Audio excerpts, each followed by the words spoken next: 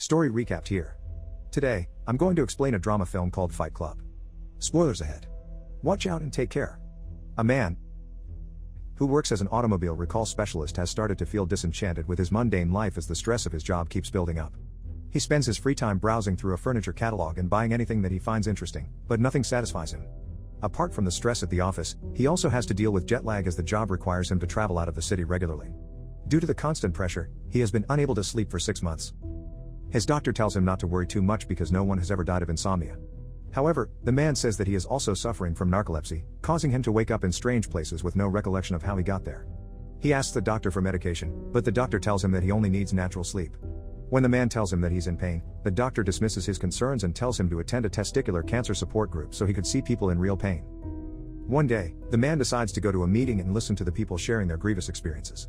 Near the end of the session, he meets Bob, an ex-bodybuilder who had his testicles removed because of a disease that causes him to produce too much testosterone. Bob opens up to him, telling him about his steroid use, which has led to his divorce and bankruptcy. Bob hugs the insomniac and tells him that it's okay to cry. As Bob holds him on his chest, the man decides to set his emotions loose and cry his heart out. The man has since been sleeping well at night, so he kept attending various support groups for people with severe diseases despite being in perfect health. The man feels refreshed and at peace every time he comes out of each session, but that feeling of tranquility is soon broken by a woman named Marla Singer, who has been attending the same support groups. Marla's presence in the same meetings that he attends bothered him so much that he had difficulty sleeping again. One night, the man confronts Marla and threatens to expose her, but she shrugs him off and threatens to uncover his secret too. He tells Marla that he can't release his emotions when another faker is present, so he asks her to split the support groups between them. After the negotiations, they decide to exchange numbers in case that they want to switch places. Marla notices that the man, who had been using different aliases in each support group, neglected to put his name on the card he gave to her. So she calls out to him from across the street, but the man disappears after a bus passes between them. Despite attending the meetings, the strain of his job still weighs on him as he travels to different cities. On a flight back home, he meets Tyler Durden, a soap salesman who grabs the man's attention by explaining his theory about the oxygen masks on planes. Tyler surmises that the masks are there to make the passengers hide during an emergency, so they will be docile and accept their fate. The man says that Tyler has been the most interesting person that he has met on a plane. After getting off the aircraft, he finds out that his briefcase was confiscated due to a mysterious vibration. When he gets home, he finds that his apartment has caught fire. With nowhere to go, he calls Tyler and invites him to a bar for a drink. At the bar, he tells Tyler about the fire and laments the loss of all his possessions. Tyler advises the man to avoid pursuing material things because they will end up owning him instead of the other way around. Aside from being a soap salesman, the man learns that Tyler also works as a projectionist at a theater and a banquet waiter at a luxurious hotel. But instead of doing his job well, he slips in a few frames of indecent clips into the films and sabotages the food at the restaurant by urinating on them. After the drinks, Tyler invites him to stay at his place, but before they go, he asks the man to hit him in the face as hard as he can. The man hesitantly punches Tyler and hits him in the ear. Tyler punches him back in the chest, causing him to stagger to the ground. Despite being hurt, the man feels exhilarated, so they continue to fight each other. After another round of drinks, Tyler and the man head home. When they arrive, the man instantly notices the house's dilapidated condition, leading him to speculate that Tyler is squatting. Tyler and the man keep on fighting outside the bar over the next few nights, and they have started to attract the attention of other men. Spectators then turned into participants, and their popularity grew to the point that they could hold the fights in the bar's basement. Each week, Tyler would lay down the rules of the Fight Club to welcome the newcomers. The number one rule of Fight Club is to never talk about Fight Club. Members, however, constantly break this code as they continue to invite other people to the fights. One day, the man receives a call from Marla, asking him why he hasn't attended the support group meetings in weeks. He tells her that he has found a new group that allows only male members. Marla tells him that she emptied a bottle of Xanax but insists that she is not trying to kill herself. As Marla continues to talk, the man gets annoyed by her voice and decides to set the phone down without hanging up. Later on, the man dreams about Marla getting intimate with someone. However, he finds out that it wasn't a dream when he sees Marla walking around the kitchen. When the man asks what Marla is doing inside his house, she gets mad at him and leaves. Tyler then comes into the kitchen and tells him that he had picked up the phone and talked to Marla, so he decided to visit her to keep her from overdosing. However, the police soon arrive at her apartment after someone tipped them off about Marla's condition. Tyler brings Marla over to his house and gets intimate with her after treating her. He then tells the man to avoid speaking to Marla about him, but he doesn't tell him why. The man becomes more annoyed with Marla, as she starts visiting the house regularly to be with Tyler. One morning, the man receives a call from the police, telling him that a stick of homemade dynamite had been used to torch his apartment. That night, Tyler takes the man to raid the trash bin of a liposuction clinic to steal the discarded fat and use it to make soap. When they get home, Tyler explains how soap can be turned into dynamite by just adding a few more chemicals. He then takes out a bottle of lye and demonstrates its potency by pouring some of it on the back of the man's hand. As the man's skin starts to burn, he tries to shut out the pain by meditating, but Tyler jolts him awake, forcing him to feel it. Finally, Tyler asks the man to give up trying to live his life the same way he had done in the past and acknowledge that he will die someday. He then shows the man a similar burn mark on his hand before pouring vinegar on the man's hand to wash away the chemical. At the office, the manager finds a copy of the Fight Club's rules on the copier and confronts the man. He threatens the manager, suggesting that he might bring an Armalite into the office and shoot all the people working there. Their conversation gets interrupted when the man receives a call from Marla, who asks him for help to check for lumps on her breasts. The man goes to her apartment, wondering why she chose to call him instead of Tyler. After leaving Marla, the man runs into Bob, who tells him that he's no longer attending the support group meetings because he has found something new. Bob tells the man that he's not supposed to talk about the new club that he's joined, but the man recognizes it as the first rule of the Fight Club and tells Bob that he's also a member. When the two face up against each other at the club, Bob defeats the man by forcing him to tap out from his chokehold. The Fight Club soon comes under threat when Lou, the bar owner, discovers its existence. While Tyler was reminding the members about the club's rules, Lou and his bodyguard arrive and tell them to leave. Lou starts beating Tyler, who just laughs it off even as he lays down on the ground bleeding. When Lou turns his back on him, Tyler grabs him and pins him to the ground. Tyler proceeds to cough blood all over Lou until he agrees to let the club use the basement. Tyler later gives the members an assignment, ordering them to pick a fight with total strangers and let them win. The man goes to his manager and threatens to expose the company's corruption unless they pay him. After the boss fires him, the man starts beating himself up, while the manager watches him in shock. As the man keeps hitting himself, he recalls the night when he first fought with Tyler. He tells the boss that he'll never set foot in the office again if he agrees to write him a regular paycheck. The man later leaves the office with the manager's promise to send him 52 weekly paychecks and 48 airline flight coupons, allowing the club to hold fights every night. Members soon receive assignments from Tyler telling them to vandalize buildings, shops, and billboards. While smashing cars on the streets with Tyler, the man learns that there are now numerous chapters of the Fight Club across the country. Later on, Tyler takes out a gun from the man's backpack and enters a convenience store. He exits through the back with the clerk and asks him what he aspired to be before working at the store. The clerk, named Raymond, said that he wanted to be a veterinarian, but he couldn't finish school. Tyler threatens to kill Raymond if he hasn't done anything to work his way up to become a veterinarian in 6 weeks. After Raymond runs away, Tyler tells the man that Raymond will learn to appreciate life more when he wakes up the next day.